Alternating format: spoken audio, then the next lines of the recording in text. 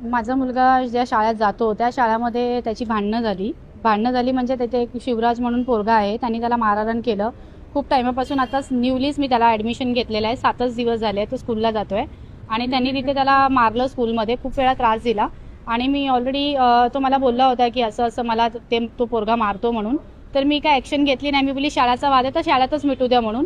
पण आज नेमकं माझा भाऊ त्याला घ्यायला गेलं होतं तर त्याचे वडील आले होते. माझ्या मुलाने एक साधारण त्याला छोटासा धक्का दिला कारण की त्याच्या मनात कुठेतरी राग होतं. तर त्यांनी त्याला धक्का दिला म्हणून त्यांच्या मुलांनी तो बोलला माझ्या वडिलांना येऊ दे मी तुला दाखवतो म्हणून.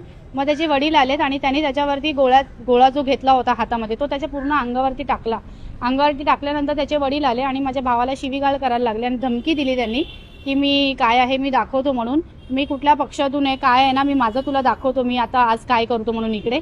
त्याच्यानंतर मी तिथे शाळेत आली आणि प्रिन्सिपलला भेटली. मी तिथे मी प्रशासनाला सांगितलं की असं असं मॅटर झालेलं आहे, म्हणजे हा पोरगा माझ्या मुलाला त्रास देतो, तुम्ही CCTV फुटेज चेक करा नेमकं काय प्रकरण आहे.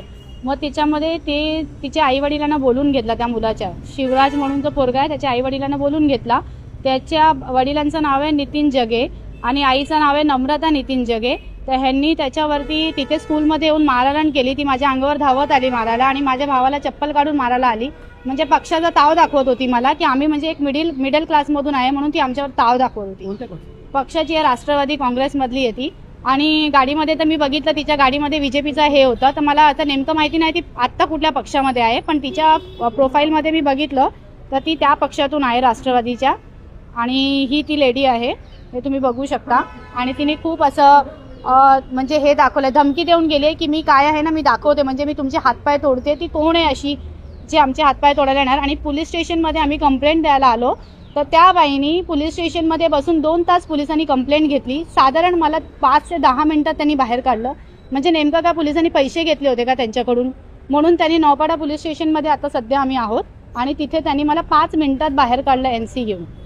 मग हे असं वाटायला लागलंय की ह्यांनी ह्यांचं मिटवलंय सगळं मॅटर पैसे घेऊन, ह्यांनी आमचं काहीच घेतलेलं नाहीये. आणि ती 2 तास आतमध्ये होती NC देत.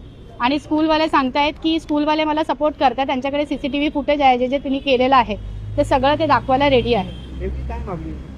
माझी मागणी असं आहे की तिला जे आहे तिच्या पक्षातून पण काढावा आणि तिच्यावरती लिगली ॲक्शन घ्यावा. पक्ष आम्हाला इथे पोचत नाही. आम्ही आमच्या मिडल क्लासवाले मेहनत करून आम्ही खातो आणि मेहनत करून आम्ही आमच्या पोराला तिथे स्कूलमध्ये टाकलंय, शिकायसाठी टाकलंय, आम्ही भांडायला नाही टाकलंय. असे आईवडील असतील तर त्यांना त्या स्कूलमधून पण रस्टिगेट करायला पाहिजे त्यांच्या मुलाला.